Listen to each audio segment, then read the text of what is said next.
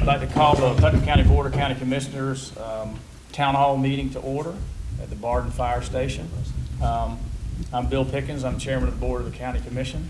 We'll begin our meeting with the invocation delivered by Commissioner Buddy Goddard and the pledge delivered by Commissioner Turner. If you don't mind, bow your heads. Lord, thank you so much for allowing us to be here. Thank you so much for working in our county. We're so pleased to see some of the improvements that are happening. We know it's because your hand is on it, Lord. We just ask that you be with us, be with those who are hurting, and be with those who are not as fortunate as we are, Lord. We just ask that you continue to bless us and help us to bless others as you've been blessed, Lord. We ask these things in Jesus' name. Amen. Amen. Please join me in the pledge. I pledge allegiance to the flag of the United States of America and to the republic for which it stands, one nation, under God, indivisible, with liberty and justice for all. Does that sound awesome or what? Yeah. Thank you, sir. Hey, thank you, Commissioner Goddard, and thank you, Commissioner Turner. We don't have a microphone, so everybody could kind of keep their chatter down. I don't have the loudest voice, so hopefully y'all can hear me. I'd like to start by thanking the Barden Fire Department, their chief, and their members for allowing us to have our town hall meeting here tonight. I'd like to thank Commissioner Buddy Goddard. I believe you arranged this. So this is our third town hall meeting, and I missed the one in Interlochen. Definitely was there for Crescent City, but this one's well attended like the Crescent City one was. So we appreciate you taking time out of your schedule to come. I'd like to introduce our staff and the other commissioners. To my far left is the Deputy County Administrator, Mr. Matt Reynolds, our County Administrator, Terry Suggs, Commissioner Jeff Rawls from District 2, Commissioner Terry Turner from District 3, Commissioner Buddy Goddard from District 5, Chief Deputy Clerk of Court, Mr. Kenny Downs, our Clerk to Board, Ms. Sarah Oliver, and Commissioner Larry Harvey could not be here this evening, but he did want me to read something, and I'm going to read this before I recognize some people in our audience. Larry is representing our county on the Florida Association of Counties Insurance Trust, and he has a meeting in Tallahassee.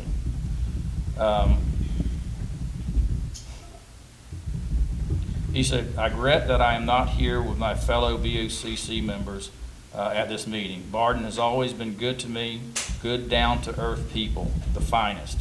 I serve on the Florida Association of Counties Trust Board of Directors handling their insurance for many Florida counties. What a journey I've been on from starting my career in Barden, collecting insurance on a debit route and owning my own insurance agency for 28 years, to now being allowed to serve on the FACT board by my fellow county commissioners. Dreams come true, great things come from small communities. Thank you, Barden. And that's from Commissioner Larry Harvey. I'd also like to recognize some people in the audience. Ms. Linda Myers, our tax collector, her husband, Mr. Vernon Myers, former mayor of Palatka, the lovely Shondell Goddard, Buddy's wife, Leota Wilkinson, Representative Bobby Payne's executive assistant, Tim Parker, our property appraiser, also with the property appraisers department, Clay Davis and Beverly Carter, and our attorney, our new attorney for the county, Mr. Joe DeNovo, and as Mr. Turner refers to him as Lawyer Joe. So have I missed anybody? We have the Honorable Ed Killebrew also. So. You're an official mayor of Barden.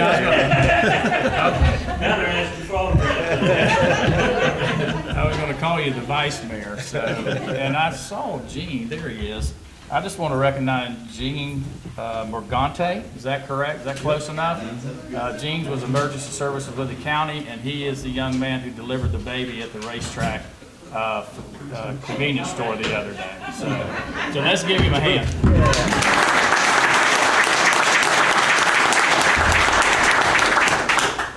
Okay, I think I've got everything. We passed out some agendas. We're using this agenda in all our town hall meetings. And so we'll start with a presentation of the proposed budget for year 1920. And then we'll move down to better place plan projects, and then we'll open it up for questions from the audience. So I'd like to have Matt Reynolds come up and present the budget.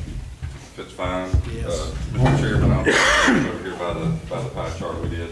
Good evening, everyone. Matt Reynolds, Deputy County Administrator. Just real briefly, going to go over this pie chart, which is a breakdown of the general fund of the county. The county, of course, has many other funds. So the general fund budget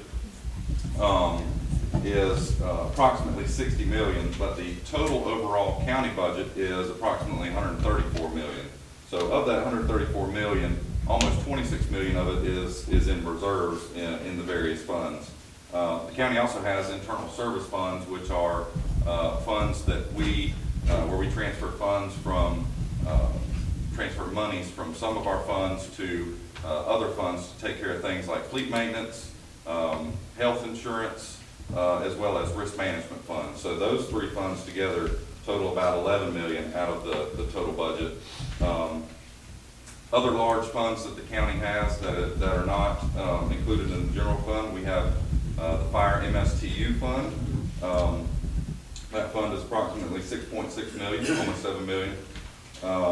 Or $4.3 million, I'm sorry. Transportation Fund, which is the fund that the county uses to maintain the roadways, mowing, and general maintenance, is about $6.6 million. Better Place Fund is about $10.5 million. Utilities Fund is a little over $3 million, and Sanitation or Solid Waste Fund, which is for the operation of the landfill, is just over $15 million. But the largest fund that the county has is the general fund, and this pie chart is a breakdown of that. So as you can see, the largest portion of the pie chart is the transfer to constitutional officers. It's about $27.5 million. It's actually transfers and fees. I know Mrs. Myers and I talked about that. There's actually a Florida statute that specifies how the tax collector's office is funded, and that is funded via a fee, not as a transfer from the Board of County Commissioners. The next largest portion is public safety at about $8.4 million. That's consistent of animal control, medical examiner and transportation for that, emergency management department, emergency communications, EMS, which is our rescue service here in the county, building permitting and inspections, code enforcement, and the small quantity generator program, which is a small portion of that budget. That's the next largest portion of the budget. We have almost $3 million in the category that is called human services, and about $2 million of that is actually the reimbursement to the state for HCRA and Medicaid. So that rate is set by the state of Florida. The board and administration has no control over that portion of the budget, but also included in that is about $540,000 for the health department, and then various other amounts. Mosquito control is about $100,000 of that portion. IT budget is about $2 million. Culture and recreation, which is our parks and recreation and libraries. Parks and recreation is about $1.1 million. Libraries are $850,000. And then we have some of the other categories. The general governmental administration is $1.8 million. There's actually several different departments in that. That is things such as the Office of Management and Budget, County Administrator, County Attorney, Purchasing, Human Resources, and Planning and Zoning all make up that category of the budget. Building and grounds maintenance is $1.7 million, and that covers basically all of the buildings that the county owns that are not things such as fire department or sanitation that would be located in another fund. So it's all of the different buildings that the county owns. Things such as, just general maintenance of those structures. Also, $1.1 million in liability insurance. That is just the cost for general liability, property insurance, vehicles, all of that. And then there's a lot of other smaller departments in there. I won't go through all of those, but just kind of want to give an overview of the general fund budget. I would recommend if anybody wants to see a whole lot more detail on the budget, We did I looked at it before I came out here, it was about 5.5 hours, and it's on YouTube. It was a budget hearing back on July the 9th, I believe it was. And that, I had a much more in-depth presentation. I think it was over 60 slides. There were a lot of charts and graphs in it. There was a lot of other information in it. I would suggest if anybody really wants to learn more about the county's budget, please feel free to go on YouTube, watch that video. That should hopefully answer a lot of questions if you have any questions, or just give you more general knowledge of how the county's finances work. And if you have any questions, please feel free, call me at the county, call our office. We'll be happy to sit down with you, go over any questions you may have. And we're here tonight, of course, to answer any questions that you may have. So, does anybody have any questions on the budget? Any specific items that they may want to discuss? I think Mr. Hayes raised his hand first. The bed tax, where would the accountability be for the bed tax? It is located. So for the bed tax, which is the Tourist Development Council oversees that, the TDC. That is one of the funds that is located, it's in its own separate fund, and I believe that generates approximately $450,000 a year. And again, I can get you the detail on that budget. I can get you the budget detail on it, but that is actually set by an ordinance that the Board of County Commissioners set in the past. There are 4 different categories of it. And actually, if you go on municode.com, I think we have a link on our website. I'll have to double check it, but I can get you that info where you can go and you can read the ordinance and read those 4 categories of the Tourist Development Council. And the Tourist Development Council meetings are open to the public and they're advertised. Again, information on the TDC is on the county's website, who's on that board, when they meet, all of that information. So you're welcome to attend those meetings and get more information, because they do review those categories and approve a budget for the monies that they do receive. Economic development is, again, in another fund. Economic development is handled through a contract with the Board of County Commissioners and the Chamber of Commerce. I believe that contract is for $160,000 a year. But again, it is in its own separate fund, so that money is transferred out of the general fund to the Economic Development Fund to take care of that. This is mine. Matt, can I just add to that question, Mr. Hayes? That ordinance that was referred to gives the authority for collection of the tax to your tax collector office.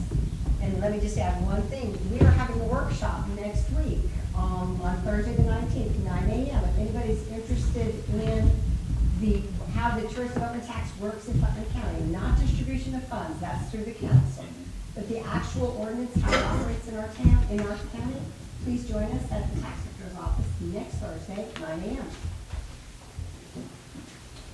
Yes, ma'am.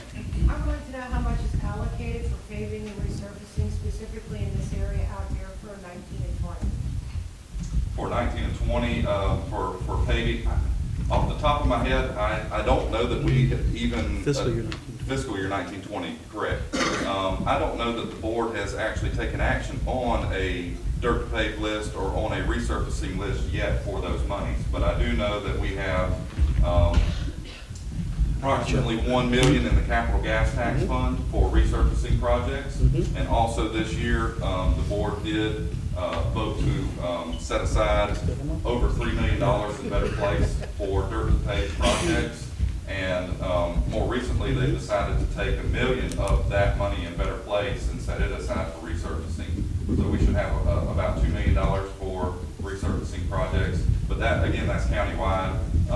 Off the top of my head, I don't recall that we've actually adopted the list of roads and various locations where that's going to be done at just yet. To be honest with you, I'm not sure I'll see right if I can now help a little off bit. the top of my head. There's on the 3rd Tuesday of each month the 4th Tuesday of each month is a transportation meeting. And when we get to that part of our planning for this coming fiscal year for how we're going to allocate the dollars, we will hold meetings, public meetings, and you'll certainly be welcome to attend those meetings, and we'll have conversations at that time. We'll present a list of roads that meet the criteria that the county's looking for, and we'll put them in front of the 5 elected officials for their vote of confidence on there and their approval, and then we'll move forward with the list. But we don't have a complete list yet for 1920. If I might, Mr. Chairman. When I was here a few weeks ago, what I left here asking for is if I could get a small group of folks that could collectively represent the Barden area to come up with, maybe get a list of those roads, and then the county's going to have their own, and it's going to be prioritized. It's going to be, they're going to look at them, they're going to grade them, but maybe we can sit down collectively. I'll be more than happy to come back out and meet with you guys. But what's going to be frustrating for me is if I get 50 people calling me up with 50 different roads, it's not going to happen. So you heard Matt say we have about $1 million from the gas tax, and we've got about $3 million from Better Place, and a couple of million will go to chip sealing or dirt to pavement, which is chip sealing, not necessarily paving. Some may be paved and some maintenance. So we have a very, very, very small amount of money. And if you think about Floor Home and Interlaken and Crescent City and Pomona Park and Willaca, it's all got to be spread around. So, but what I would love to see is for you guys to have a collective voice here, and for us to get together quarterly at least. Maybe I go to BOCC every month. If you guys want to get something like that going on, I'd be more than happy to meet with you. But I think that would be helpful. In the meantime, you guys just have on your list of priorities, so you don't come at the last second and then there's nothing to be done. My question is, as far as grading, Sandy Road, 2 and 3 times a month, paying for that, paying to chip and pave holes on a monthly basis out here that I watch it being done, putting all that money into that versus just take care of the problem. Don't have that problem. Don't have sandy roads that need graded. So I think, again, Mr. Turner, excuse me, Mr. Suggs, that's why I choked. I'm sorry. No offense. There's 3 big guys up here. It's hard to confuse us. All right. So, I lost my train of thought. The transportation meeting that we have on the fourth Tuesday at 2 o'clock of every month. Which Tuesday? Fourth Tuesday, every month. At 2 p.m. 2 p.m.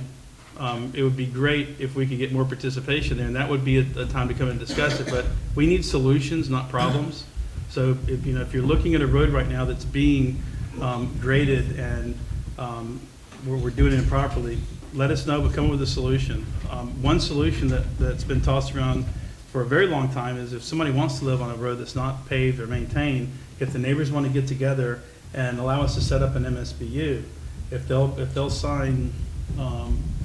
What is it, right away? Not quitclaim deeds. Mm-hmm. Then the county can raise the money, get the road maintained, and then collect the money back on your annual taxes. So you'll have a tax burden that goes along with it, but you could end up with a paved road if that's what your desire is. But that would be setting up an MSBU for your specific road. What about the taxes you're already paying? It's not enough. It's absolutely not enough. We are a fiscally constrained county. And I'll explain that a little bit more. If I may, Mr. Chairman, I think we need to keep in mind that your property taxes do not pave roads. Yeah. They don't. Your Better Place money pays roads, and your your gas tax pays roads. That's what the county uses to pave or maintain roads. So if you live in the nicest house in Putnam County, not a dime of that money goes to paving roads in Putnam County. So Where was the meeting going to be at? At Suite 200 at 2509 Krill Avenue. County administration. Oh, okay. Are you taking suggestions, Neil, on how, do you know how the sheriff department has set up zones? I'm wondering if the road department could make up zones, and that particular team would know where all of the runoff is? That has already been done. Each commission district basically is set up like that. And again, I would be more than happy I don't see them out here.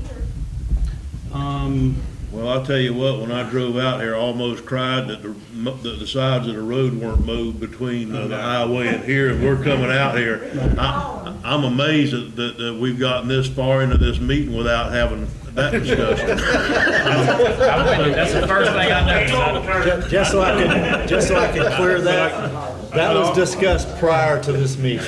I'd also But like to say that, let's stay on task with the budget, and then we'll let you ask that, because we'll hopefully answer in detail there, and finish the budget, and then we'll go into the Better Place Plan, and that will explain some of the projects that you're maybe thinking about. Okay? Yeah. Just as a quick point, as I mentioned, the transportation fund is about $6.6 million a year. That is money that comes from gas tax, as Commissioner Turner said. Ad valorem taxes, that is not ad valorem taxes. That is from taxes on the sale of gasoline in Putnam County. Okay, and I want to add something to that, and this is just a reality that we'll have to face. How soon, I'm not sure. But my 2002 Chevrolet truck got 11 miles to the gallon, and my 14 gets 20 miles to the gallon, so I buy less gas. So that is shrinking throughout the state. So at some point, we'll have to do something else with shrinking, because most cars are getting better gas mileage. And actually, if I may also comment on it, and that's the reason the commission voted this year for the first time to actually take some of the Better Place money and use it for resurfacing and maintaining roads. Because as your existing paved roads gets larger and larger from the dirt to pave projects, it means there's more and more maintenance that has to be involved on them. So I think that's the reason why the commission decided this year for the first time to take part of the Better Place money and use it to try and resurface some of the roads before we lose them. Right, Where does and if you, Better Place money come from?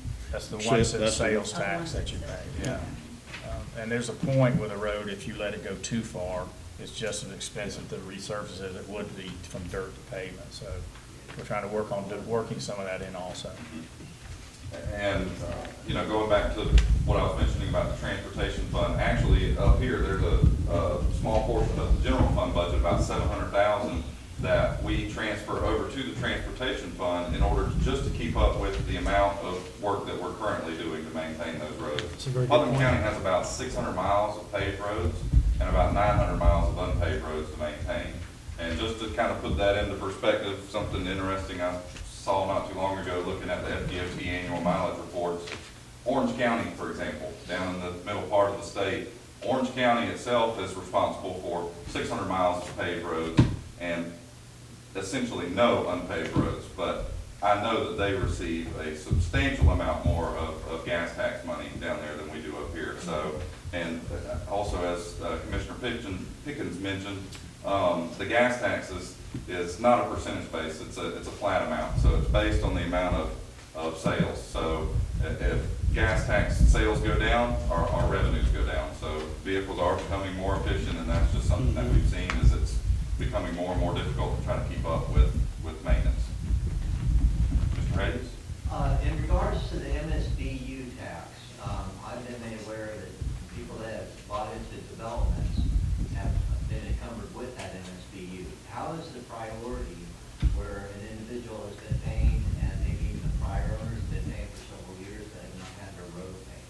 Does that go into a big kitty, then they decipher a priority list, or is it based on how much neutrality within the neighborhood of that development? Or how does that work as far as? You want me to help you out, Matt? You want Mr. Turner to answer? Yeah, he's got it. In regards to MSBU's, I'm not aware of any of our MSBU's being done that way. The MSBU's that we have, at least for road maintenance and road paving, we've had two kinds, and we still currently have one kind that's in place. Out in the west end, especially in the interlocking area, there is an MSBU, but that is for road maintenance. So those people do pay in a set amount each year to maintain their dirt roads. Now, we've had other MSBU's more recently, and that's what Commissioner Rawls was talking about, was where a group of homeowners that are located on a particular road say, hey, we want to get our road paved. They come to the Board of County Commissioners.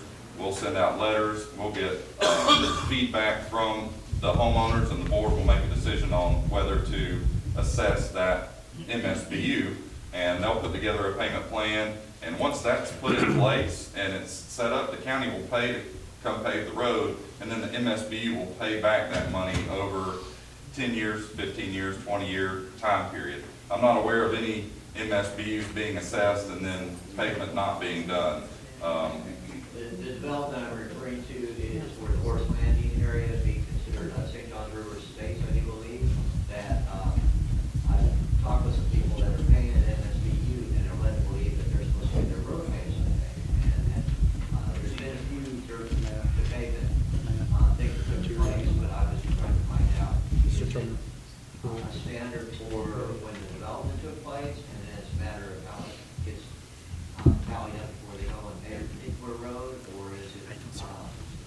my priority list and all MSBU. You ready for me to help you out now, Yeah, Matt? absolutely. Bring it home. That's the first I've heard of that, so I'm not aware of. That's just not accurate, Douglas, whatever you've been told. MSBU's are set up front on what roads are gonna be paved and how much it's gonna cost, and the county goes in and pays them, and then the MSBU funds are paid back into that over a period of time. I'm not aware of any MSBU in Putnam County that was ever set up that you put the money in and sometimes in the future we'll come in and pave your road. They're just not set up like that. The deal is set up front, and then you pay it back over a period of time. Commissioner Goddard? Also, what you can do, if you have an MSBU for a dirt road that's taking care of the maintenance on that dirt road, that's an ongoing fee that's gonna be paid constantly. Right. But what we have done in the past, if you had an MSBU on a dirt road and you got kind of overlooked when we went to the dirt to pavement, all those MSBU's now are all grouped in there. So you may be paying an MSBU to have that dirt road maintained, and then you may end up with it being paved through the dirt to pavement.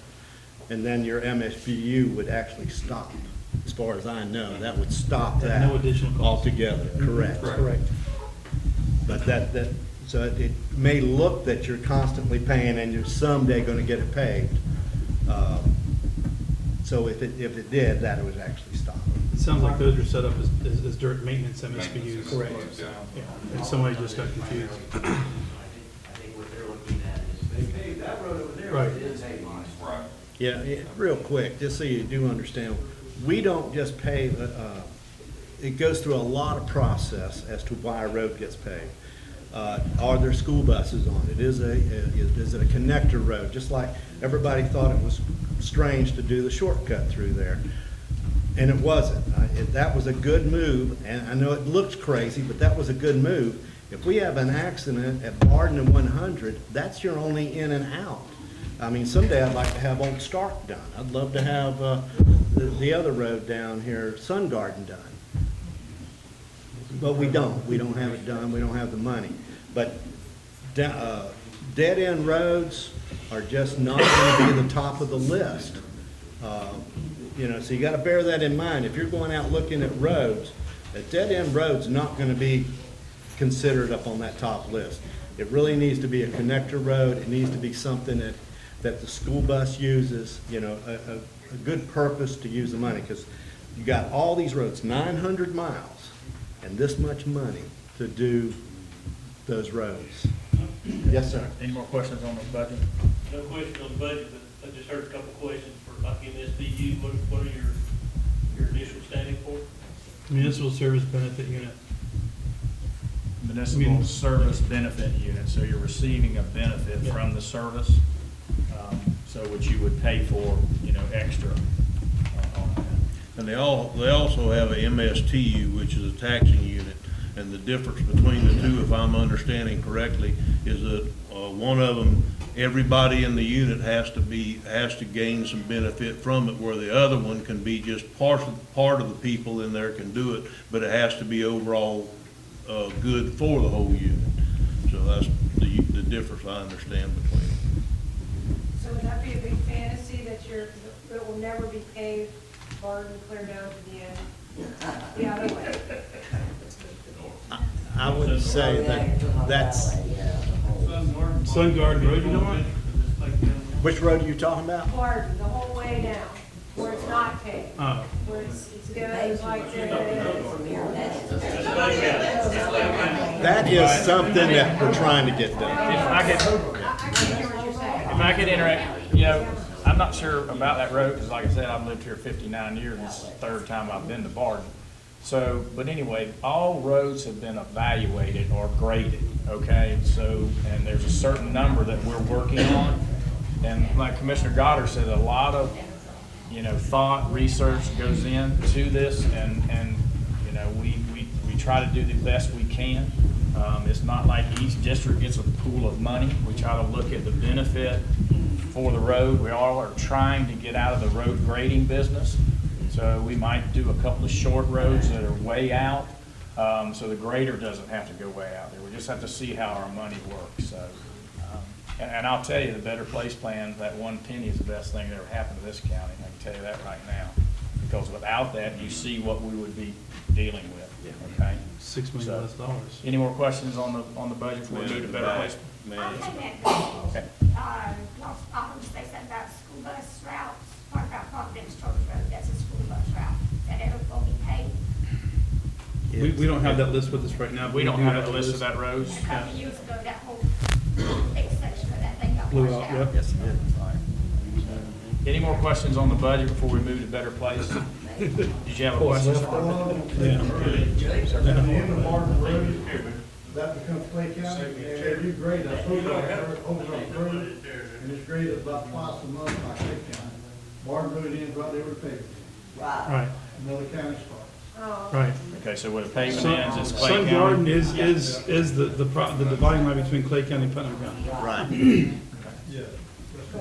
Mr. Hayes? In regards to questions on the budget, in the past, I have not seen your proposed budget, but in the past, I don't know if that's a transparency for the animal services as far as the revenues coming in. From the best I know is that if you have tax, it goes to the general fund, and your accounts assigned to it. Is there any way that there can be some transparency to show like how much money is in an account for donations, how much revenue has been drawn in regards to dog licensing? Is there some way to get a breakdown? My actual suggestion is before you sign on the bottom line of the budget, is that from my understanding is you have a tax, you have a fund, and a department. And animal control does not have a department, they've been falling under other people's governance. But for transparency's sake, along with good money management, is to develop a animal services department. And that way you have transparency and accountability to the money versus going into the general fund. From what I hear is that, it's all rumor, is that you don't want to donate money to animal control, which goes straight to the general fund, even though they need to be stood corrected that you do have an account assigned for it. And so in turn, they donate hard goods, dog food, carriers, that kind of thing. But with a little more transparency, and it just seems to be proper methodology to go ahead and, you have a health department, but you don't have a placeholder as far as a director of that department. But that way, people can get accountability for the funds. Okay. And do you think that would be a good idea to perhaps do that? Matt's gonna answer that, and I'll just go ahead and say this, I really don't care about rumors, to be honest with you. If you get some cold, hard facts, or somebody that wants to talk to us about that, then I'm all in on that, but I'm the gossip and rumors, this commissioner's not into that. In regards to animal control, there are individual line items for animal control. There is one revenue line for animal control that those revenues do come into. It's approximately $38,000 for this year. Their expenditures, and it is an individual department, and I can run you a report that will show you the salary lines, the operating expense lines. Their total amount is $486,000 for this coming year, their total budget for their department. So that information is there, so I can print that information for you, Mr. Hayes, if you'd If I like. could add one thing, if you don't mind. You know, we're stretching our budget as far as every little penny that we can and get as much out of it. And where you didn't have this conversation a few years back, you're having it now, so you do have that. Animal services is getting put up front. They are going to be getting a building eventually. People are making strides, and the Animal Services Committee is working toward this. So like I encourage you today, you might want to start attending those meetings as a citizen and give them your input so they can come to us with some suggestions. But right now, we're looking for solutions, not problems. Any more questions on the budget before we move to Better Place? Yes, sir. I was just wanting to do a question about road. I know y'all done, I was a late comer, I know y'all probably been hashing over it for a while. But listen, I live in a little place right down on Fulton Road down here. I own a chunk of the road, and the county don't maintain it. The garbage trucks runs over it, the buses runs over it. When I first lived there, the county come down through there and scrape it. And there was some kind of hoopla started, and they quit doing that. I was just, wondering if there was some way that your driver could come down through there. I own the property in front of my place, and the man next door, I'm sure he would let you do his because it would give him access also. You know, come down there and just hit it with a straight. If you'll get with me after the meeting, I'll give you my phone number. If you give me a call tomorrow, I'll look into it. Okay. Mr. Turner wants to make a comment. I can make a comment. If it's a private road, we're not allowed to work on private roads That's by what I want. statute. Yeah, that's what I want. Years ago, they did some of that, and they got their hands slapped, and they got it slapped hard when they had that audit a couple, 3 years ago. We cannot work on private roads. Okay, that's all I was asking. Well, I understand now. If you wanted to turn it over to the county or come and talk to the commission during a transportation workshop, there's a chance that it could go somewhere to another level, that it could become a class 2 county road or something, but I wouldn't count on that either, because we have a list of people wanting to do that too, to get the county What I'm maintained. gonna do is come to you all and see if I can't shut it down, because I fixed it about 3 times in the last 30 years, and the whole public uses it running up and down through there. They have another outlet. Okay, yeah, I would suggest we have our transportation meetings. It'll be the 4th Tuesday of each month unless it's canceled. We haven't canceled one in 3 years. It's at the Board of County Commission offices. What's the suite number? 200. 200. It's at 2 p.m. You need to call 329-0200 and go to the option 5 and get with Laura Parsons. And it would be best for you to get on the agenda, I believe, because with public comment, we give you about 3 to 5 minutes, and usually that's not enough time to discuss something like that. Okay, we'll go ahead on with yours. So, and we hear this all the time, of the garbage trucks going down the private roads and everything, and I live on a private road myself, and I want the garbage truck to come down, I want the recycling truck to come down it, UPS, FedEx, so I maintain my own road, so I feel you, yes, fire truck, so I maintain my own road. I've got a large amount of the public running up and down mine, and it washes it out faster than. Right. my old truck can You get may out want there and to, you fix may it. want to come and get on the agenda and see if there may be a possibility where we could close that portion off. Yes, sir. Yes, I wanted to touch on that point with it being a private road not being maintained. You were talking about this turnover with a quitclaim deed, so that would not apply unless we turn it over. Yes, sir. As a private road. Thank you. Okay, I want to stay on the budget because we're going to open this up for questions. And it looks like roads is a big deal, but I'd like to finish the budget and move to Better Place Plan. And then move to question and answers. Anybody else got anything on the budget? Okay, last question, Douglas. I had noticed that traditionally there is grants that are through the commissioner's budget, I usually is where it's the source. But it's for a handful of charities. One of them, for example, that I have concern with, I did find out at one time it was the YMCA, and when I did a follow-up this year about it, it's actually been designated as a $10,000 grant that goes to the YMCA. But it's been, for the last couple of years, it's been the Putnam Health and Fitness Center, over in North Park. No. And it is a nonprofit organization. It is not free to work out at their health.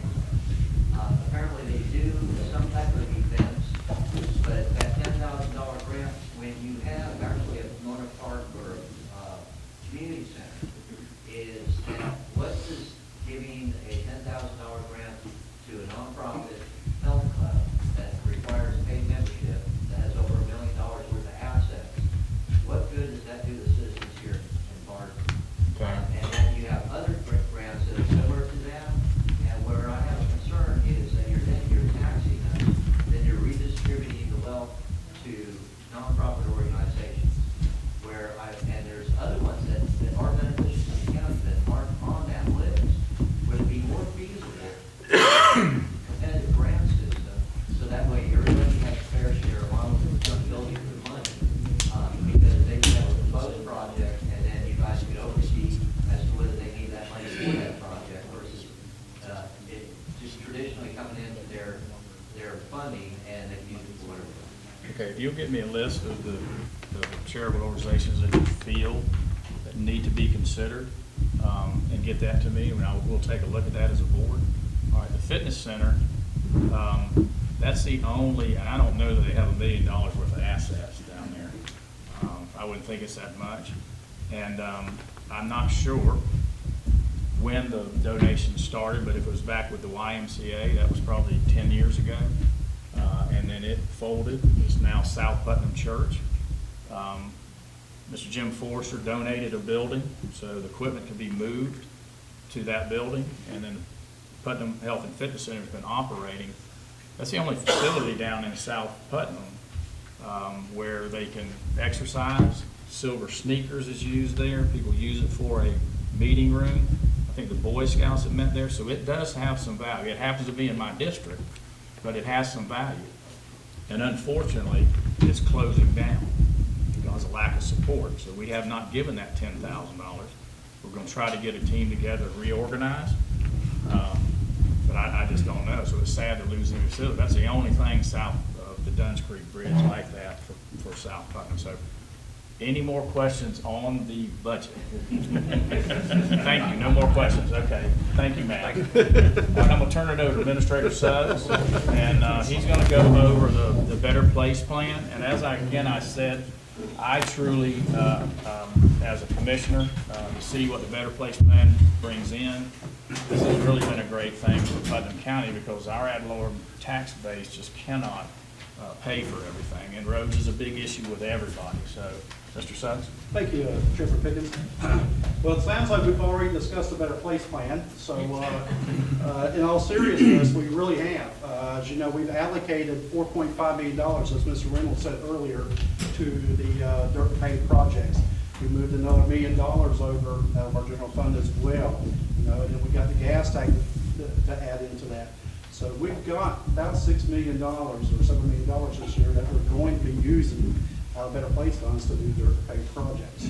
Let's fast forward, or actually let's rewind if we would for just a minute and kind of tell you where we were last year and what we were doing. Following Hurricane Irma, we spent well over $1 million last year on drainage projects. Okay, that was the big push last year, was to be able to get our roads back open and then be able to keep them open by putting in new drainage systems so we could alleviate the flooding when we have these big storm events. Most of my commissioners that are sitting up here have lived here their whole lives, and I think the comment that I've heard most from them is, you know, that was the worst flooding that they've seen in their lifetime. And so, you know, you don't know where you're at until you have an event like that. So we utilize those funds to do the best we could to alleviate the flooding of properties. I also want to say while I'm standing up here, I need to give a shout out. I see Leo Wilkins is in the room for Bobby Payne and the Water Management District, because between those two organizations, between the state appropriations that Representative Payne and Senator Perry has been working on, we've gotten close to $4 million in the last couple of years. That is absolutely critical to what we're doing in Putnam County. We've already heard Matt Reynolds and the rest of the commissioners talk about how tight our budget is. Okay, so whenever we are able to get appropriations, whether it be from the state of Florida or Water Management District or whoever, it is a huge benefit to all of us. So that was $4 million that we got. Where did we spend that money? Well, part of it is removing septic tanks from flooded areas around Horse Landing and Pico Road. So we're no longer contaminating the river when we have these storm events. I mean, that was very critical. We've got a new fire station out 207 with potable water, thanks to Bobby Payne and his staff up in Tallahassee. You know, that was very critical to us. You know, some other stuff that we're working on, you know, and I want to give a shout out to Clay Davis, who's here tonight. He works for Mr. Tim Parker, the property appraiser's office. But Clay has spent 2 years, if I'm not mistaken, Clay, working with the commissioners and other constitutionals and staff on a project called self-funded insurance. Okay, the county has been fully insured for years, and the county voted this year, starting in October, to go to a self-funded insurance plan, which we really hope and we think we're going to be successful in being able to recoup some of those costs. And I want to give Clay the recognition he deserves for chairing that committee for as long as he did, because it was a great job. You know, and that's another benefit that we're trying to do to alleviate taxpayers' dollars going out for those type of costs. And that's also a cost that our employees will help share and benefit from. Okay, anything we can do for them. I think that's also critical. Other things that we're working on is we're trying to bring development in. And one of the things is that fire station out 207 will entice some folks to from St. Johns County into Putnam County. And the most interesting I've heard lately from our supervisor of elections is I think we've had somewhere in the neighborhood of about 40 or 50 new registered voters recently on our voting rolls. The majority of those are coming in from St. Johns County. So they're moving in, and we need to be prepared for that. You know, so we're looking to upgrade our water system, our septic systems, our sewer system. So we're getting prepared for this infrastructure that needs to be ready, you know, shovel ready. So when we have the opportunity to go after projects, we're ready to go. That's key for us. Okay. And then we're looking at, you know, development. We've had a business that was located in New Jersey, moving their entire operations down to Putnam County. It's about a $10 million influx. It was it's about 100 jobs, 130 jobs. So that's going to be very key for us, okay? Things like that. GP, Seminole, $1 billion of infrastructure upgrades to those two facilities. If you don't know how critical those two facilities are to Putnam County, let me share with you. There's about 10 taxpayers in Putnam County that pay 28% of all the abnormal assessments in Putnam County, and those two are at the top of the list. So they're critical to our community. So we need to be thankful that they're still here and that they're investing more money in our community. Other things that we got going on is when every time we have a fishing tournament or a bass tournament that comes into Putnam County, that brings outside revenue into Putnam County to the tune of about $2 million.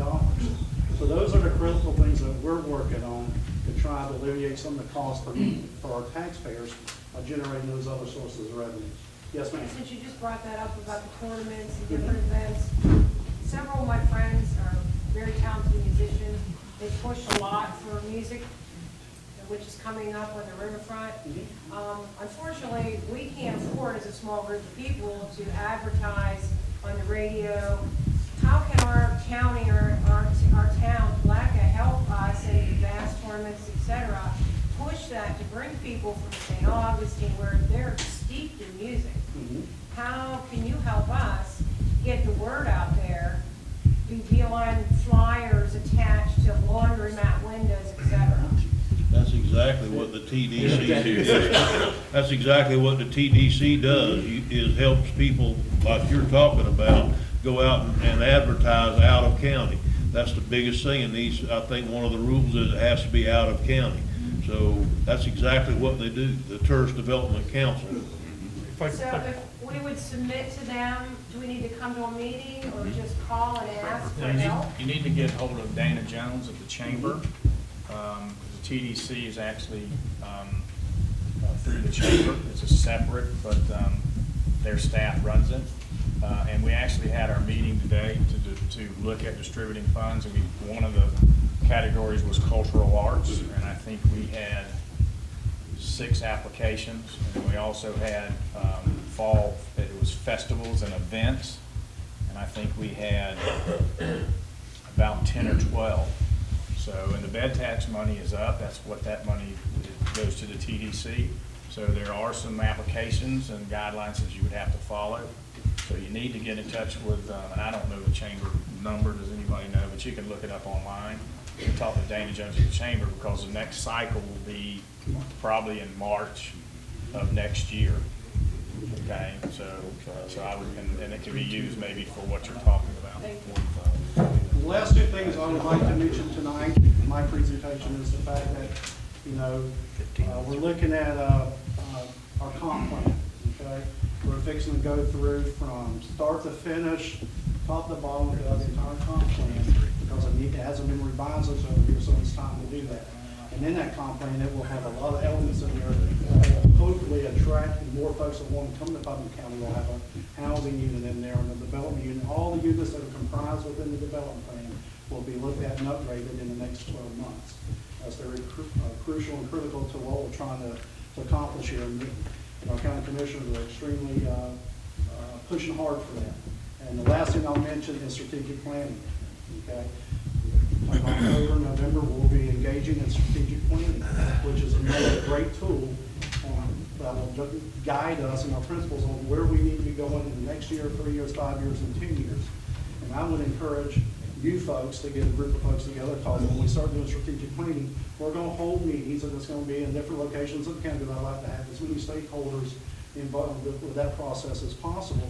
So what will come out of that will be something that represents Putnam County as a whole, so that we can start moving forward on those things as well. I think once we get that in place and the energy of your 5 elected officials and as hard as they're working, I think once we get that plan in place, that energy gets harnessed to those projects and look out. It's going to be a great opportunity and a great time in Putnam County for everybody. So that will be key. Yes, ma'am. I'm not sure this pertains to what you're talking about, but I've been here like 15 years, and I've seen a big change in Palaka, and I think it's for the better.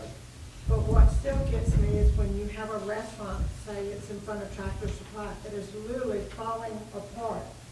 Who is responsible for these buildings that are sitting on our main roads? City code enforcement, not buildings.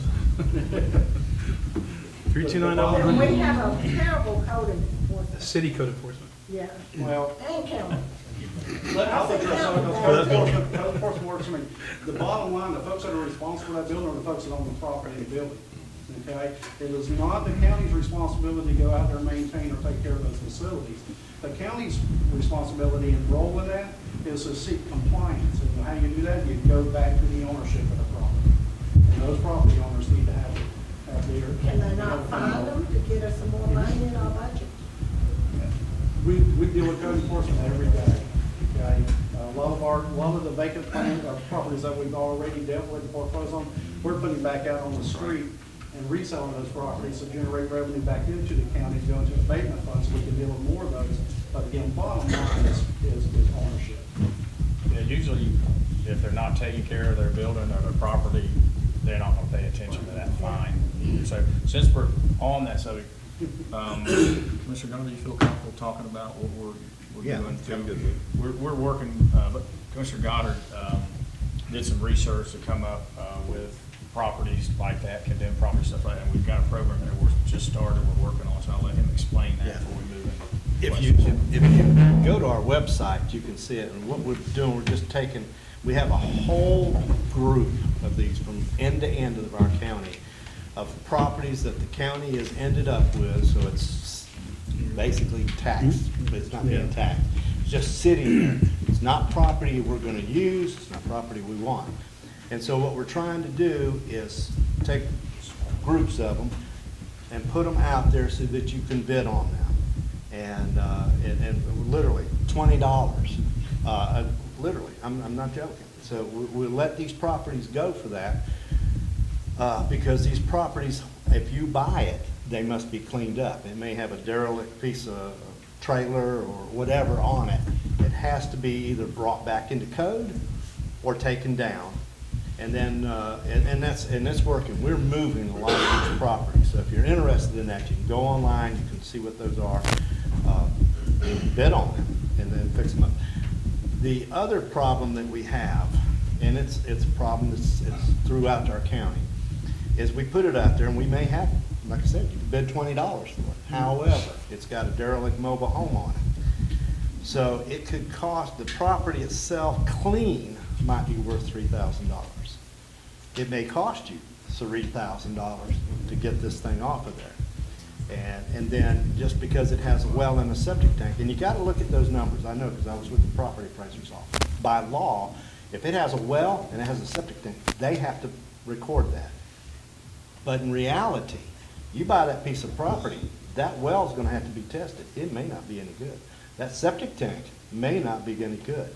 So even though they may show a value on there, that may not be true. So what we're going to do with those properties, we're taking, and this was because of this commissioner, and that was a great idea he came up with, was taking, when we sell the properties, taking that money and instead of just putting it over here in the general fund, put it over here in abatement, because that's another one of the problems. We've got a piece of property out here that might be worth $3,000, but it's got, you're going to have to put $3,000 to $5,000 into it.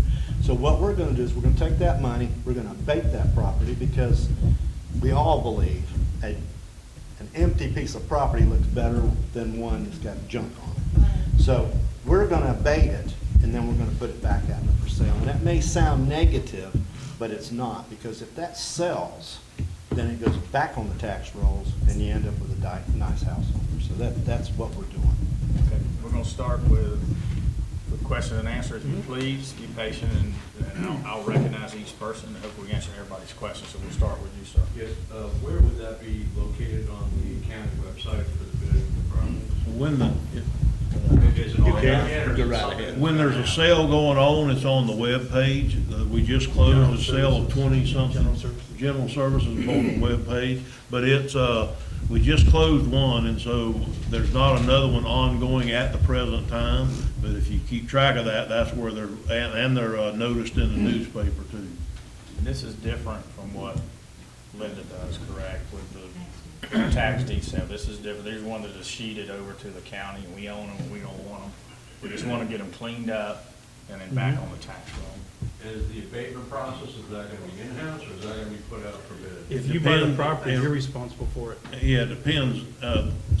What we've done up to date is if you buy it, you fix it. You've got 90 days. And so that's why we didn't care if it brought $20 was the minimum bids. Most of them brought a lot more than that. The last sale brought in $71,000. That $71,000 now we're gonna take and put towards some projects. Almost every neighborhood in the county has a piece of property that we have to drive by to go to our house. It has a trailer that all the siding's off of it, all the windows are broke out of it, and there's just no good way to fix that. We can fix that now, because we can go and take that piece of property, either foreclose on it or abate it and lien the property, one or the other, depending on what the specific situation is, and we can start cleaning up some of those. And the money's gonna come not from the general fund, but actually from the sales of property that the county doesn't want or need anyhow. So it's just a good project. Is this land that has already had tax deeds sold on? A lot of it is, yes, ma'am. A lot of it is sheeted to the county through that process. But some of them have been foreclosed on, and I think we're gonna actually probably in the not too distant future there's 40 cases that sit on a shelf in Putnam County that's gonna take money from the county to fix. And so that we're gonna have to go through every single one of those cases and bring them up, and the county's gonna have to spend some of that money, and it's not gonna always be a profit-making situation. But otherwise, if we don't do that, we're gonna never clean up a lot of these places that need cleaning up. All right, let me, Doug, hang on just a second. Yes, ma'am. If you bid on a piece of property, are you responsible for the back taxes that have not been paid? Not if it's a sheet of dust. If it's sheeted to us, that should be taken care of, I believe. But trust me, you need to really do your research. Okay? You need to do your research on that, and a lot of times you don't have the time, because we did have an individual bid a pretty good amount on one, and I guess, was there a title issue or something like that? And so Quiet title, they had to be quiet titled, and she didn't want to pay for that, so they ended up giving it back to us. Is that correct? That is correct. So you just need to do your research on this. All right, Mr. Hayes? Yes, in regards to those properties, do you have a checklist or a criteria before you bring them out to market as to a future use that could be for the county? Because one of the things is we are a broadband efficient county, and so, for example, would it be a good location for a cell tower? Douglas, all these property, we have people want to give us property, so it will come to our transportation meeting. And then we look at these properties, and if we feel a need, we'll act on it. I haven't found one yet, have y'all? Okay, yes, sir. Yes, sir. I've heard every one of y'all talk about the budget and stretching things out and this, that, and the other. It's like on the dirt page now, each road is separate, instead of having all of them in one bundle, we'll call it, as they've been done in the past. Can you tell me the reason behind that? Because in doing that, you're gonna be making each road more expensive than what it would have been if it was, we'll say, bundled together. I'm not sure what you mean by bundled. You mean, because we put out the whole paved list all at one time in a bundle. Roads have to be bid separately. Oh, I see what he's saying. We can answer that. I see what he's saying. We can answer this. That's not correct. We added the option for anybody bidding on it to bid on those roads individually, but they can bid on all of them as a whole, so that mobilization charges are, as you would say, bundled I know y'all had together. to bid them separately, of course, Yeah. but generally the package would come out as being 15 roads, you know. Yes, you sir. was bidding on all of them, you were no alerts, if we bid on all 15 of them, then you bid on them, and you didn't, if you got them, you got all 15, you didn't get 3 of them, or 2 of them, or 1 of them, or whatever. Right.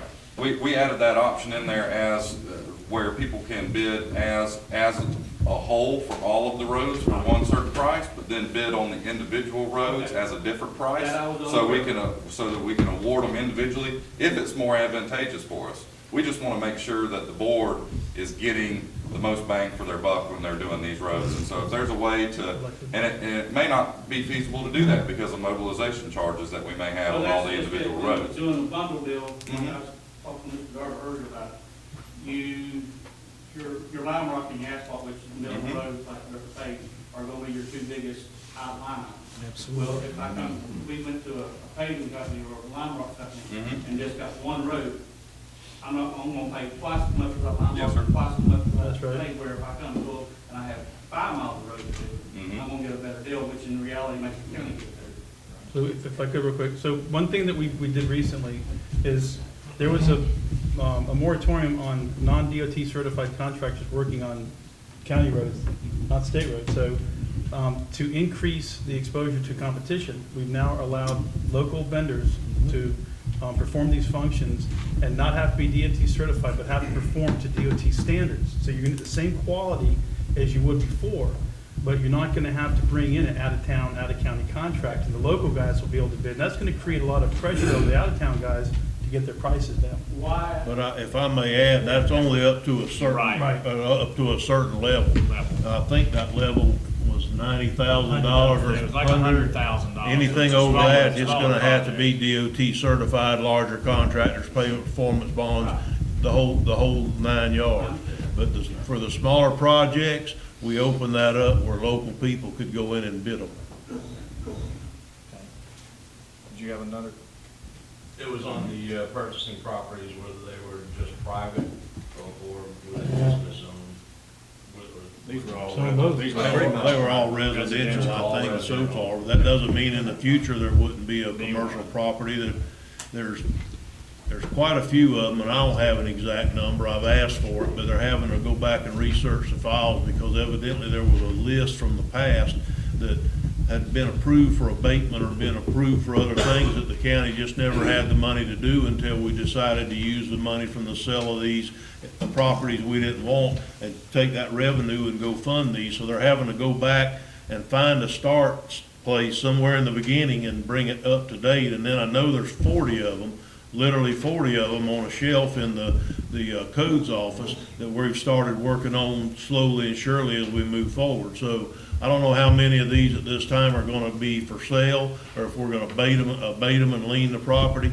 Whatever's the best deal for the county, that's what we're going to do. Yes, ma'am. I'll go to you in the back, sir. I have actually 2 questions. The one you'd already said about setting up zones to keep the roads, the ditches cleaned out and everything, that's already been done, but I haven't seen it out here. Yes, ma'am. I knew that question was coming driving out there tonight. Robert from Public Works is the area supervisor from Barden Road heading to the east. Buddy, who's in? I think Robert handles this side too. You do both sides?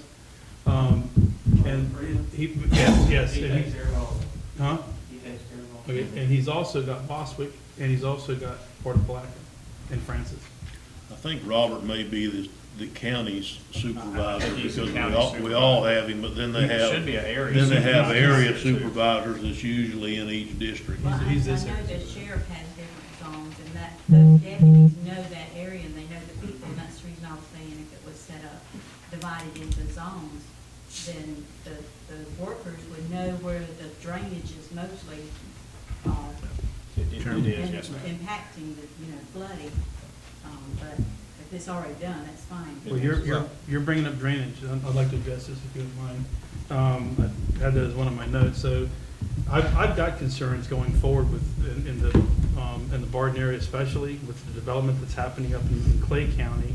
And if you look at Sims Creek all the way out at Sun Garden Road, the water's high right now, and we haven't had a lot of rain this year. And so is Etnaya and Rice, and a lot of people don't realize that Rice comes way up from Clay County. So they're gonna create impervious conditions, and I don't know what's gonna happen on this side, but, one thing I was hoping to do, and being able to meet with you guys on a regular basis, is come up with a quasi, drainage, not a drainage district. I hate to use that term because somebody's gonna go, oh my God, that's a state regulated district. So, but we can get together collectively and talk about this area. You guys know it better than anybody. I promise you, you know it better than anybody sitting at these two tables. So, I think going forward, that's gonna be important for y'all to help us figure out, what areas are getting flooded. The East Palacan has $500,000 this year that they're going to be able to utilize to get Dog Branch and cleaned out and part of Mill Creek. Next week, we're going to go and we're going to talk to Tallahassee, talk to our representatives about appropriations for next year. And I think Barden really needs to be in that consideration. And there's a small part of Boswick I'm concerned about, but I think Barden is, should probably be next up on the block. Yes, sir. Not talking about paving, but talking about grading and drainage. There's Barden Estates down here. All of us live in Putnam County. Drainage is a problem. When you see you got ditches on the side of the road, you have a berm and the water stays in the road, doesn't get into the ditch. That road hasn't been graded since I've been there for 2 years. I was wondering about this MSB. You talk about having people paying a little bit of money in their taxes every year to cover the maintenance of the road. Two things. One, how do I know all that money? You gotta get signatures from every property owner on that road? No, sir. Or just They gotta have a 50%, or- percentage, right? There's a process. It is? Oh. That's one topic. The other topic is, how do I know, all right, you're bringing in $100 per person there, let's say there's 100 people there. Oh, I got you. That's $10,000 a month, whatever we pay, how do we know all that money's been spent just on that road? Is that a private road or is that a public road? Private. Okay. If that's a private road, you're gonna have to get 100% of your Is neighbors. that a private road, is it? Yes, it is. County maintained road, I've been on it for 40 years. I've worked on that road now. If it's a private road, the MSBU is not available anyway. Or you gotta get 100%. Not unless They have to sign turn it all over, over. all the neighbors turn over the land to the county for the road. Barden Road, We did do it. we tried to get MSBU started on that 10 years ago. Right. They told us if we deed property, our right way back to this county, that they would get it all set up. Well, we all did that. Yes, we did. And now the county's got all our deed frontage, and there's never been nothing done about it. Do you know, wait. Not everybody did that. Not everybody will do 90% of them did it. Yeah, but I'm just saying, not everybody did that. Gotta have 100% if it's a private road. The one that got property off. All right, is it, who's the commissioner up here? I am. Okay, Because I was gonna say, on which side of the road? That would be Buddy, yeah. one of y'all I'll are. give you his home phone number. Yeah, get his phone number and just look at it. You can look into it and see where that is. So, okay, so give him your contact information, buddy, and Jeff, and you can see where that is. Yes, sir. I live right on the corner of Barden Estates. Earlier in the meeting, we talked about solutions. Yes, sir. Okay, well, so I did some research, okay?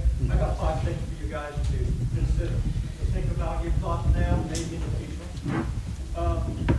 If people know we have honeybees, okay, so I have a motivation, okay?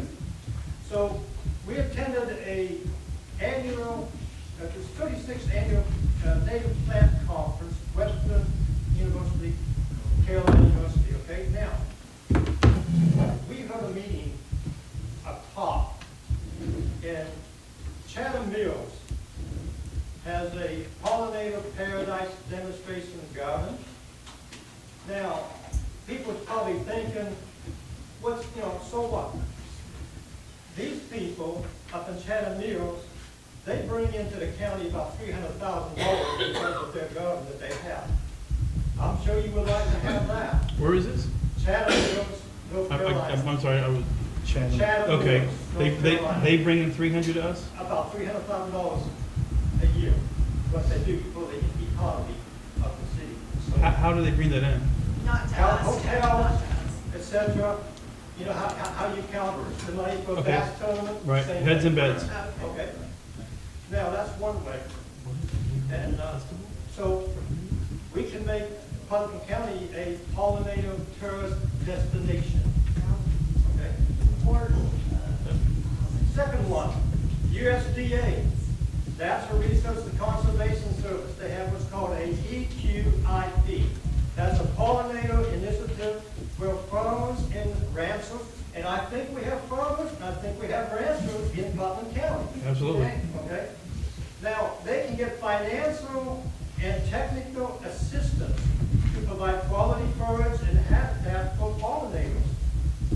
So I'd like to, you know, contact the USDA. Are you familiar with IFAS in East Palatka? Well, you know, ISIS is from the University of Florida. Yeah. Okay? Now, they should know this. Okay? I'm just wondering if you've had any communication with them, because, No, you know, I know. Okay. City of Orlando, home of Mickey. Okay, they have a program called the Green Rose. the what? It's called Green. I'm having a really Rose. hard time hearing you. I'll give you this, okay? I'll give you this. I have a copy for you. Green roads?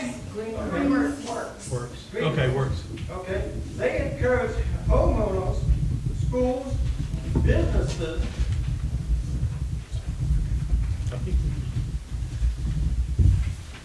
and other stakeholders to plant pollinator gardens. Now, once again, why can't we become the pollinator destination of the state of Florida? If you want information about, you know, about pollination, about pollinators, make the association. Now, I'm sure that we could take and do something with our Parks and Recreation. We can do the public works department. I've seen pollinator plants along the highway. You don't have to cut that grass for a long time. Save you some money. Save us some money. You can also do, what? Be creative. Think of the landfill. Lots of areas that you can plant pollinators there. And I believe if you enter Putnam County, it's called Outdoor Friendly Putnam County. Let's make it that way. As a resident, I don't like to cut grass. Every Friday or Saturday, you hear somebody cutting, 2.5 acres of grass? You're spending some money there, folks. So what I'm doing is I'm slowly transforming my yard, you don't have much, 3/4 of an acre, into pollinator-friendly things. I don't like to cut grass, folks. And so, Counterproductive. we can become a great pollinator eco-destination of the county. Okay. All right, sir. Thank you very much. In the back, sir. Mr. I'm Bush. trying to bring up about, out here, Barden Road and 100. I brought up here last time here. There's been many accidents. Not too many accidents. It's dangerous. When you, especially coming from, Francis Way, from the west, you go home there, you're coming that way, and you come in there at 60 miles an hour. And when I come in that direction, I turn the signal way ahead, and start pumping the brakes, letting that person behind me see. Yeah. We've had numerous over years, rear end accidents around here. Could y'all work with the state, talk with them about putting We need a signal light. speed limit to 45, 50 mile an hour, put a caution light or something. Why can't we have a signal To keep light? somebody get Hey, killed. let him finish. There's gonna be killed. All right. Is Administrator Soto, that's something that, I'm thinking something cheap. You have- A whole lot of money, not from that. right, I know it's gonna be a DOT issue, and, But y'all, the people that pull these strings, We will certainly, we have a good relationship with the district that represents Putnam County. We can certainly bring that to them. and talk to them, let them know that we've had this concern, and we've got a group of residents that are here that travel that road every day in and out, and see if there's anything that we can help push that along. So that is a state highway, which is gonna fall under their jurisdiction and their timeline, but we'll do all we can on the local level to support you in that endeavor. What is the state's responsibility for Putnam County as far as roads? All state roads. Just state All state highways. roads, they're responsible for state roads. Yes. We have discussed over here at 309C, over at 309C, there's that dirt lot on the right on the corner. They're trying to make that a parking lot so that people can ride on the bicycle trails. The DOT's concern is having a crossing there, and they're trying to work through resolution. And part of the conversation has been the possibility of slowing the traffic down there. I spoke with a gentleman a month ago at our Waterways and Trails meeting in DOT about the possibility of looking at this. We're going to be meeting, I believe, next Tuesday with the Waterways and Trails folks, or the trails portion of it, and this will be discussed at that time as well. But we don't have any control of that. DOT is trying to work through a resolution. They don't want to put a traffic light up. They don't want to put the, I can't remember what they call the flashing lights that tell you to slow down if there's bicycles in the road and people crossing, but it is a consideration right now, I promise you. Well, see, I mean, right there, you got water management. Right down the road, Right. water management. It slowed down to 50 there. All right. And then right on into black. Why the devil can't they move that sign on back down here another half a mile and save somebody's life? Okay, Administrator Suggs has got that written down, so we have a good contact with FDOT over, I think, in Lake City, so we'll work on that, so. Okay, Yes, on ma'am. Barden Road, we have trouble with the speeders. We've had major accidents, deaths on it. Coming to this meeting, we had 3 people passing multiple cars at one time going 90. We thought they were going here. Now, they kept going because they don't want to follow the speed limit. That's not just Hang on just a second. Ms. Leota Wilkinson, she wants to answer that. Who is a resident of Barden? I'm a resident of Barden. So, not too long ago, maybe about a year ago, I contacted the sheriff's office about getting the flashing light out here, and we had it out here right in front of Bud's Grocery. Ms. Karen, do people slow down?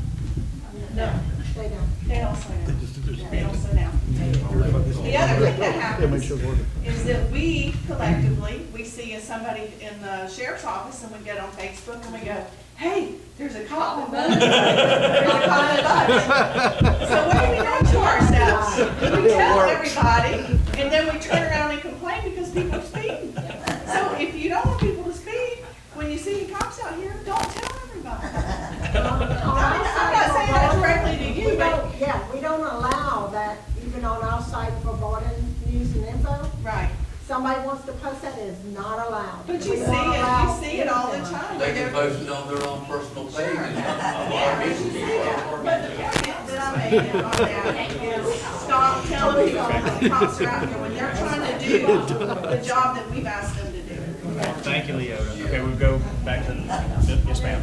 Okay, twofold here. You just said 100 is a state road. Yes, ma'am. Why are the county prisoners working on a state road? And I'm asking that is, why aren't they over out here picking up the litter that I see flying out of the back of pickup trucks on a daily basis? Okay, all right. Now, Okay, I'm sorry. hang on just a second. Can I I've address seen pickup trucks all one the issue time. at the time without comments? I appreciate it. If you have an issue with the garbage truck, if you'll call your commissioner, he will call Daniel Carl at Waste Pro, and I guarantee you it will be better. Okay, they've got cameras on those trucks. They know GPS on those trucks, so they know what those trucks are doing, how fast they're driving, if trash is coming out of them, because I've had to approach him about it. Okay, Before you answer my question, I will say this. I've lived out here, this was my 3rd summer. The pickup trucks, I don't know if they're our age, the young kids, 60, 70, 80 miles an hour down Barden Road. Trash flying out, I see it every day. Every day. Yes, ma'am. It's not the garbage. Right, So and not to be smart, there's something called personal responsibility that's going to hell in a handbasket in the United States, and we see it every day. The crews that you see on the state highway, the state highway, they also have prisoner crew. They're a company called DBI, so that's probably who is using that.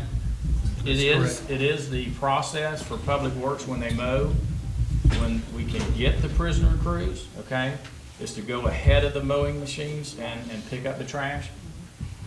You know, sometimes we get out, we have to use them for something else, sometimes they're on lockdown, sometimes they can't come up. The prisoner crews can't work if it's colder than 33 degrees.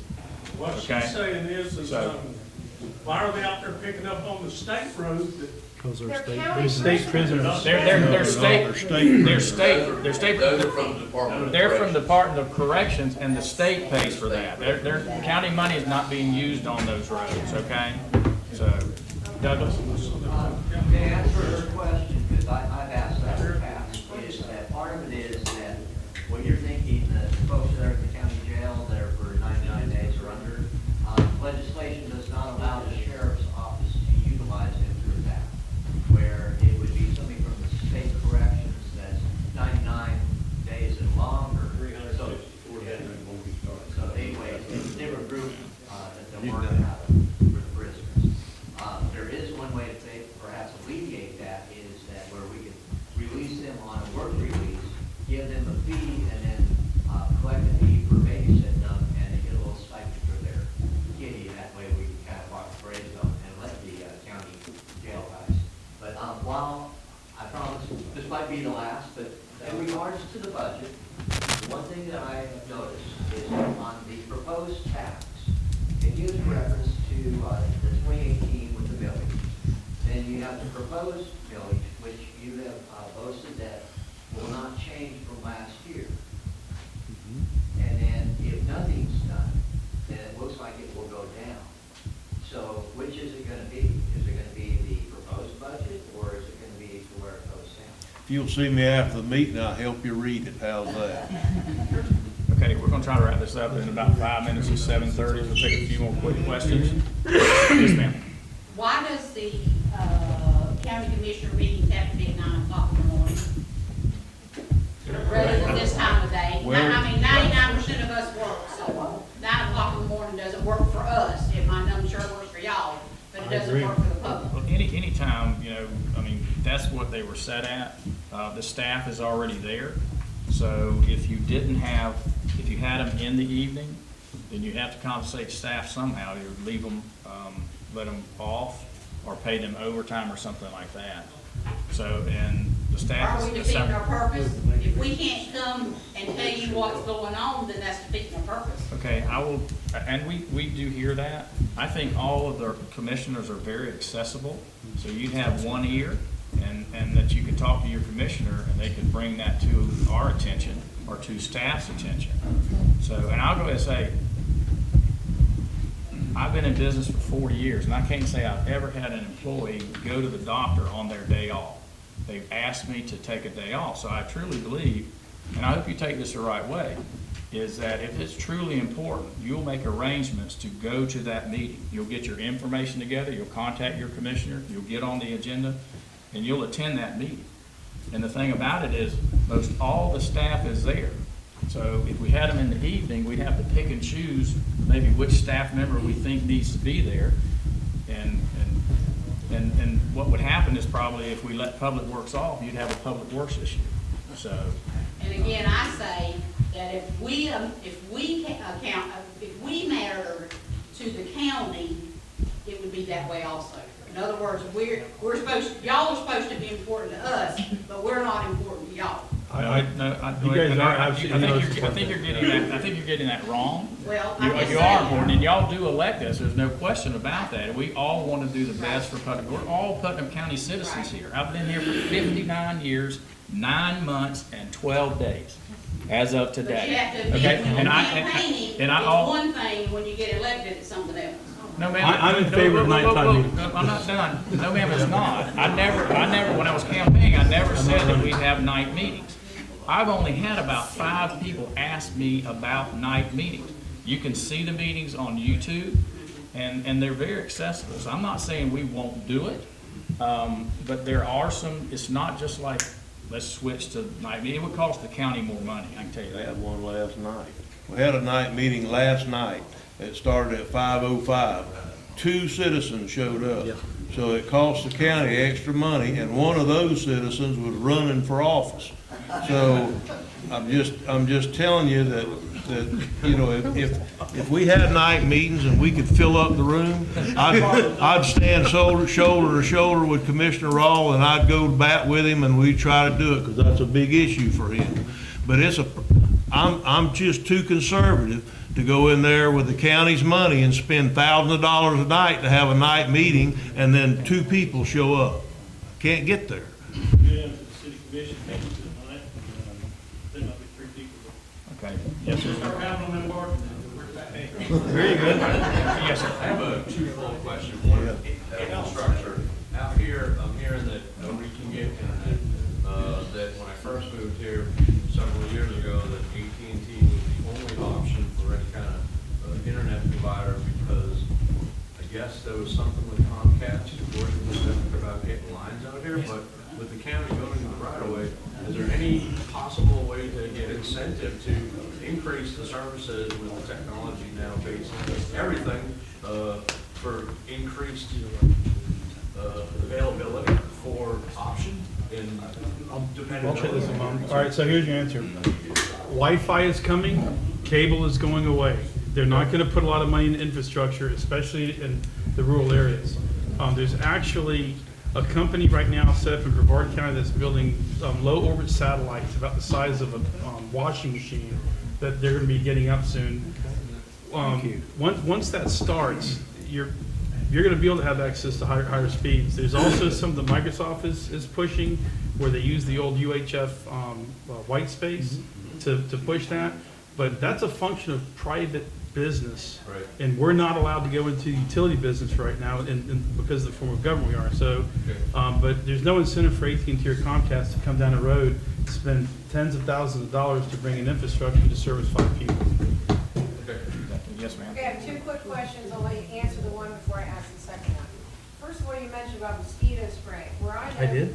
Well, someone mentioned the budget had something to do with. It's budget. And that brought to my mind that the property I live on, we don't want chemicals on our property, and I saw a truck going down Barden Road with a big chute on it, spraying something, and I'm like, well, I've never seen that. I've lived in 7 states, and someone said that's mosquito spray. Welcome to Florida.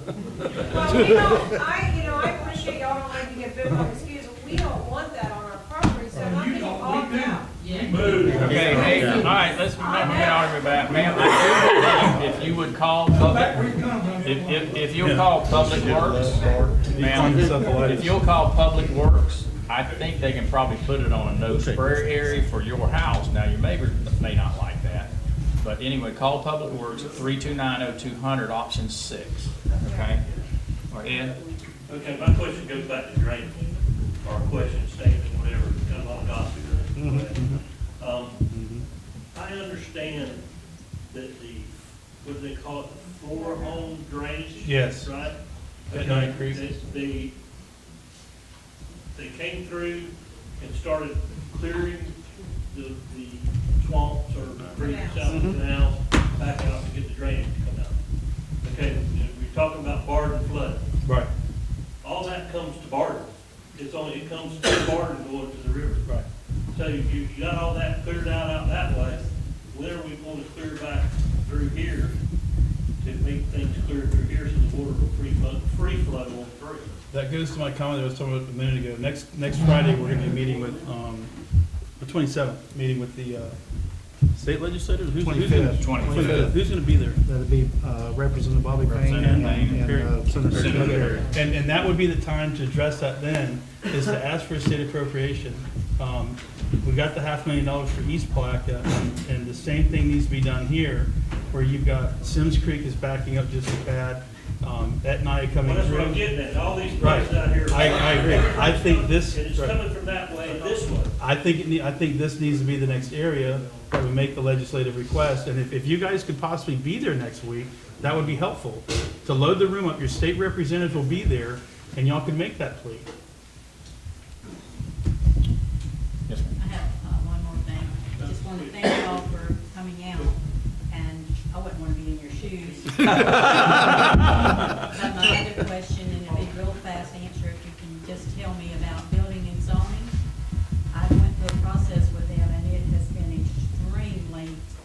How recently? in March. And it is just a nightmare when you go down here. Come Not see only- me. Not only for the permitting, but my mom died and left property and we divided it up, and it was horrible what all I had to go through. I mean, you know. I Oh, you was told- subdivided? That's, Right. That's planning. That's planning and zoning. yeah, that's planning and zoning, and unfortunately, that's a process that they have to follow, but if you'll come to me and meet with me in my office, I'll be more than happy to sit down. If you're still going through the issue, No, I've got it done. but Okay. It took me about, I turned to go get it. No. But, Good, that was good. But anyway, I just wanted to see if it could even be streamlined.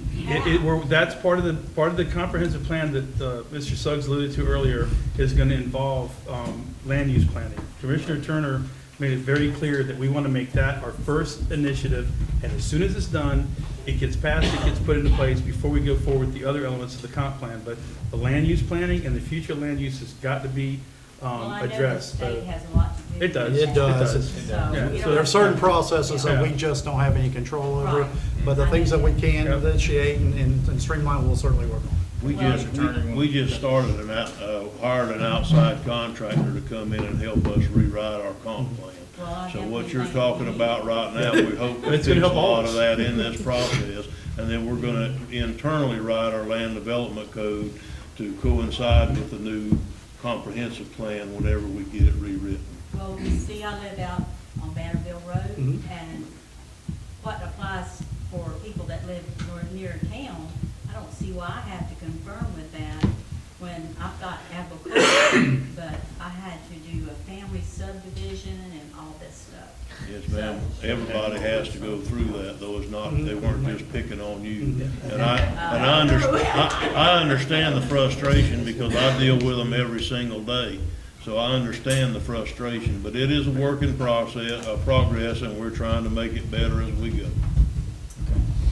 Last couple of questions, yes, I ma'am. just wondered, do you have an animal care and control department?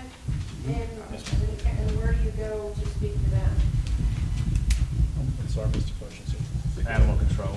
The landfill? The landfill is where the building is. Yeah, if you, Currently. the current landfill location is out there where our landfill is currently located. But if you need to reach someone, you can always reach them by telephone, or you can call the county administration office. If you don't reach somebody, again, feel free to give me a call.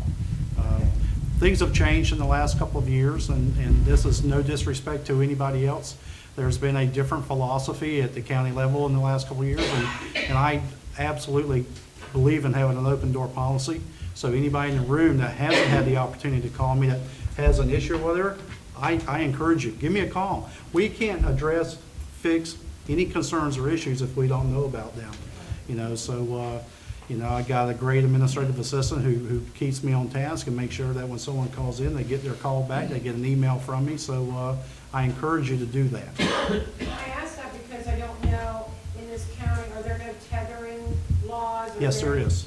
There is, and if you want to look it up online, you can look it up under Unicode, and you can go into the ordinances, and you can see exactly what is there for animal control. If you can't locate that, call us, and we'll walk you through it. Yes, ma'am. Yes, sir. I have one last question. We've talked about infrastructure, upgrades, road maintenance. Several months ago, I'd gone to a meeting where there was a recommendation to move forward with a large facility out here. And I'd like to know if it made it to your level as to what was gonna happen. I've not heard of anything. No more religious facility. Oh. That was a while back. Yeah, that was a while back. Yeah. The religious facility. Yes mode, or where is it? No, I think that's dead in the water right now, isn't it? I haven't heard anything else about it.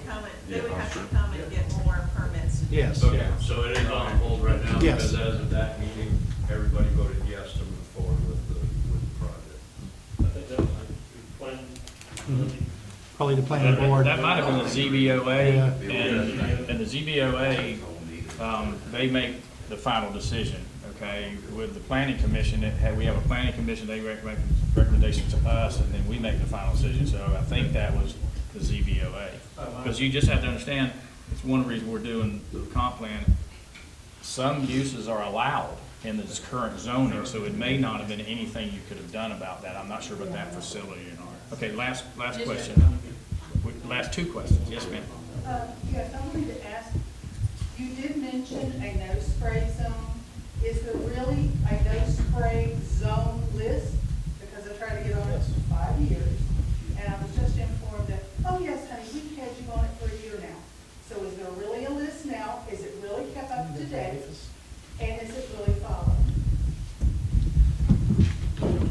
There is, I'll check with our IFAS department and see who maintains it. There is, you can call in and give your address and be placed on the no-fly list. There is, I know, because when we went through.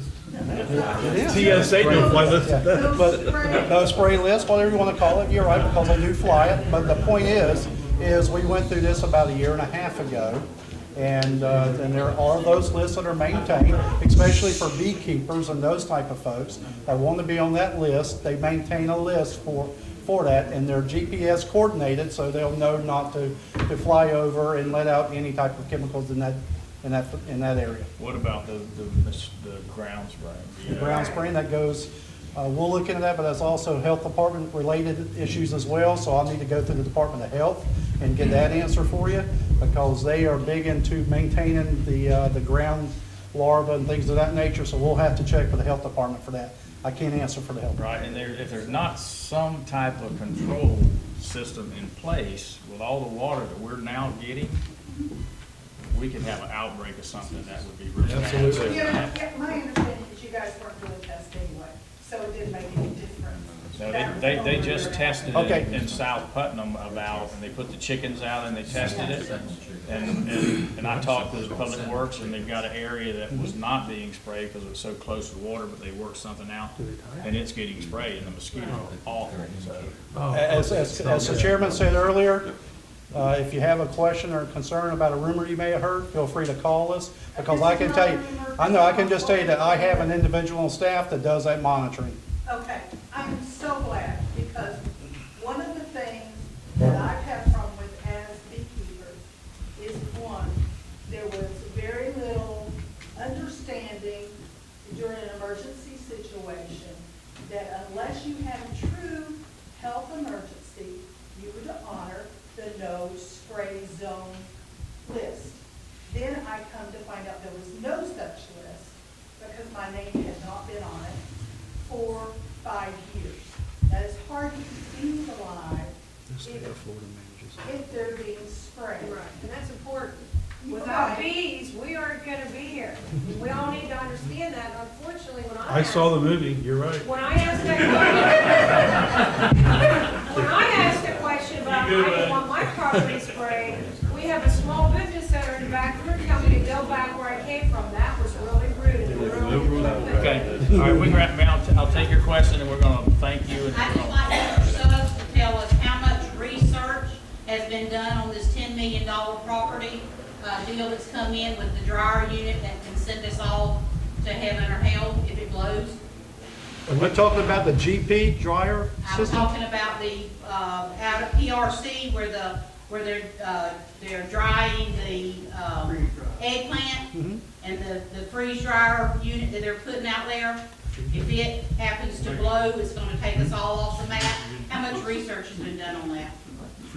I'll have to get that back to you on that, because I can tell you, quite honestly, I've done no research on the fact that it may blow up and send us all to Kingdom Come. Okay, so the company that's coming in is gonna be using a flash fry, flash freeze process. Okay. It's gonna involve nitrogen. It's not gonna be freeze drying. No, but what I'm saying is maybe it's the nitrogen capsule or whatever it is. If it blows, it's gonna take us all off The the property map. that you're talking about is actually in the city limits, it's not in the county. The city controls the zoning on that property, not us. But that's why I'm just saying, how much research? Has there been It's any research it's not on? it's not our facility. It's not even in our county, it's in the city. That would have to be that would have to be a question for the city commission, in my estimation, to be honest with you. But I can tell you on the county side, I haven't done any research on that. We sold the building and that was it. And Commissioner Rawls is absolutely correct. It falls under the city auspice as far as their zoning and all their regulations, because it is located within the city. If it has been sold, why are they still signed up there for sale? Is there? So you signs up there now for sale. Oh, building well, next we to the still have, building. we still have 100 acres plus or minus out there that is the business park that could be for sale if other businesses wanted to come in and locate there. Right now, from what I understand, the city of Palaca is looking at purchasing the old PRC building and putting the, city hall out there. Yeah, I read that. Okay. All right, I just want to, as far as our commissioners and staff, thank you for inviting us out here. It's been very informative. We've definitely got some issues, and like I said. In a good way. Yeah, it's issues, or whatever, I'm sorry. But anyway, you can reach any of the commissioners by our name, like Bill.Pickens at putnam-fl.com. So you can reach Terry-Suggs the same way. It's really easy. You can send us an email. You get our phone numbers, whatever, so we're very accessible. So I just want to thank the Barden Fire Department for allowing us to use this nice facility. And if there's no further business. Like I said, one more thing real quick. I would love to come out here if you guys want to meet quarterly. I think it's a great idea. Y'all decide, Mr. Bush, Leota, Jerry, anybody wants to get hold of me to say, yes, we want to meet, we're having this day, give me at least a week's notice, and I'll be more than happy to come out here. I'd like to keep this conversation going. I'll come back to the board and express the concerns of BOCC. But I really think that regarding the strategic planning, you guys have unique issues that need to be heard, and y'all need to be heard. Thank you. Thank you.